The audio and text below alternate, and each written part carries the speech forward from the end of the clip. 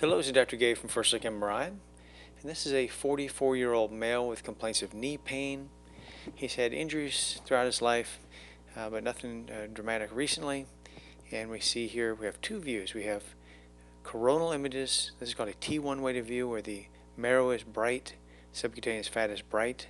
This is called a fat suppressed view where the fat has been suppressed in the subcutaneous region here and also within the marrow space. So fat is dark, fat is bright.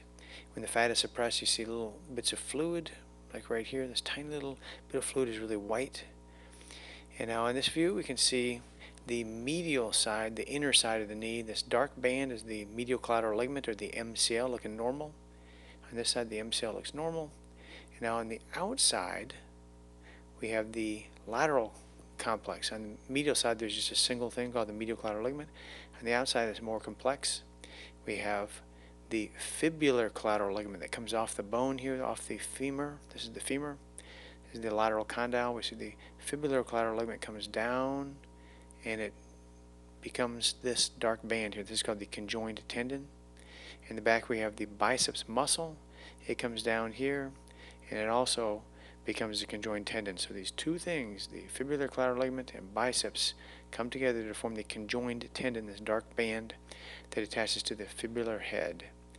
And on this view we see the problem right here. Rather than having a nice well-defined band of low signal, we see this very thick gray band.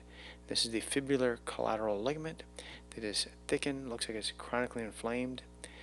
You can have old injuries sometimes, like a high-grade partial tear can look thick and irregular like this, but more often this is related to a synovial inflammatory process. So I think in this patient we see this dark band here. We see this intermediate band here that's very thick. This fibular collateral ligament looks like there's a chronic inflammatory process. People who have gout or psoriatic arthritis can have thickened ligaments and tendons, and where they attach to the bone, sometimes we see a little bone scalloping. Instead of a nice clean straight edge, we see little rounded areas like this. This is probably again a chronic synovial inflammatory process with what we call an enthesopathy, where it has inflammation where it attaches to bone. And again, gout and psoriatic arthritis could produce this. So we mentioned that in the report.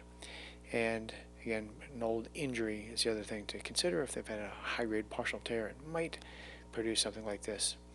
So the medial meniscus right here, this little black wedge, looks great. The lateral meniscus looks great. No arthritis on the inner side or outer side. Things are wonderful. We're just left with one thing: thickened, chronically inflamed fibular collateral ligament with these subtle bony changes. Again, that may be related to gout or psoriatic arthritis, or if they've had a recent high-grade partial tear. That's the other thing to think about. Thank you very much.